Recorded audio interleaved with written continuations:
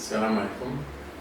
بسم الله والصلاة والسلام على جميع الأنبياء وكل من تبعهم بإحسان وعمل صالحا إلى يوم. Je vais prendre deux versets coraniques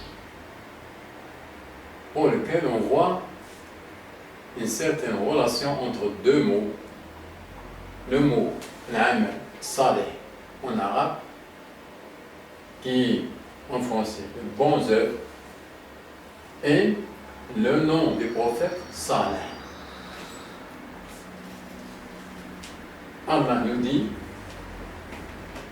أعوذ بالله من الشيطان الرجيم من آمن بالله واليوم الآخر وعمل صالحا فلهم أجر عند ربهم.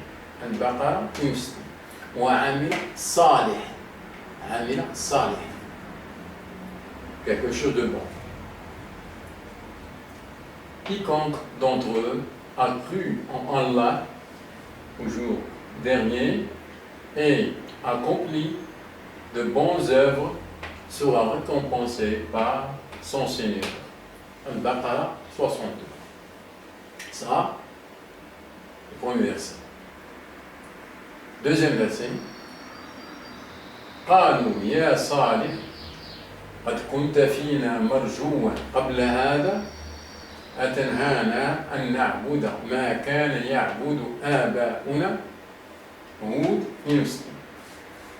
Ils dirent: Ô Salih, tu étais auparavant un espoir pour nous. Nous interdirais-tu d'adorer ce qu'adoraient nos ancêtres? Hud 60. La remarque qu'on voit, ce que cette remarque-là, on s'aperçoit que en arabe, pour les versets en arabe, que l'amal as-salih, l'amal salih, ça c'est l'amal salih, les bonnes œuvres ici. Et on a le nom d'un prophète qui s'appelle Salih. Donc, c'est certes qu'il y a une certaine relation entre le nom Salih et l'amal Salih. Le mot Salih en arabe, c'est la famille de Salihin, Muslihin, ainsi de suite. Et on trouve souvent beaucoup de versets qui parlent de ça. Al-amal salih. Presque le Coran est plein de ça. Al-amal salih, salihin, muslihin, ainsi de suite. Ça, c'est une remarque, on remarque ça en arabe, dans les versets qui sont en arabe. En français, on ne veut pas voir ça.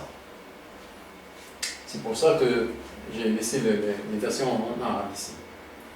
Donc, comment qu'on interprète ça? Ou bien comment qu'on explique ça? Ce phénomène-là. Il faut, pour moi, pour interpréter ça, il faut que je projette ça sur l'histoire. Étant donné que la langue arabe a existé dans l'époque d'Islam, tandis que le prophète Salih, il existait très bien en avant ça. Avant, beaucoup de prophètes, plusieurs prophètes, comme Jésus, Moïse, David, Abraham, ainsi de suite. Le prophète Salih, il a vécu dans l'époque bien éloignée.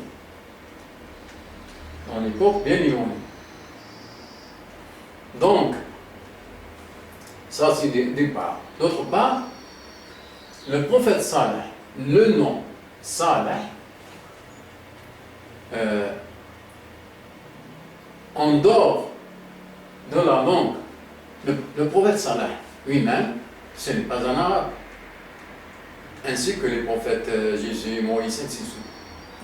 ne sont pas des Arabes. Donc, étant donné qu'il n'est pas un Arabe, son nom Saleh ne signifie rien dans les autres langues. La seule signification qu'il a ce nom-là, c'est que lorsqu'on projette ça sur la langue arabe. Donc, et puisque la langue arabe elle existait à l'époque de l'islam, tandis que Saleh, il était bien en avant de ça, donc ce que je vois, c'est que la langue arabe, là, comme ici, est peut-être le fondateur, ou bien le fondement de cette langue-là, est bien venu du prophète Saleh, ou bien ses descendants. C'est pour ça que Allah a donné son nom de Saleh pour le prophète Saleh. C'est le seul prophète pour lequel on voit son nom qui est de la famille de Ahmed Saleh en arabe. C'est ça mon explication et mon interprétation de ces deux versets-là et la relation entre ces deux mots-là.